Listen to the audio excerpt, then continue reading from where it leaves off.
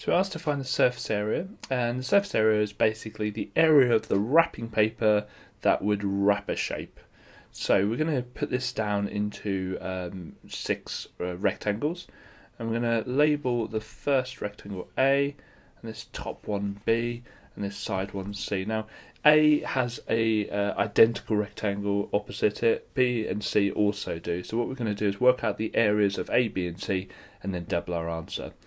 So area for A is going to be 24 times 13. The area of B, now it's 24 across, because you can see it down here, and it's 8 the other way, because it's 8. The cuboid is kind of 8 centimeters towards the 3D side. So it's going to be 24 times 8, and the area of C is going to be 8 times 13.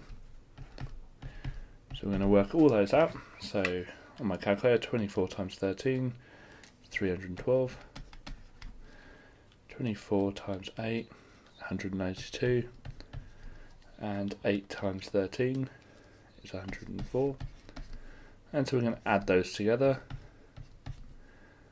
So 104 plus 192 plus 312, which is 608.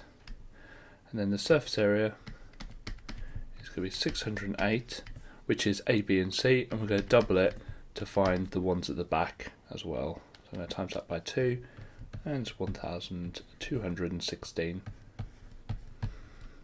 So the one opposite A is going to be here. The one opposite B is going to be this bottom one here, and the one opposite C is this one here. So they're identical, so all we do is we add A, B and C together and double it, and that will give the surface area of the cuboid.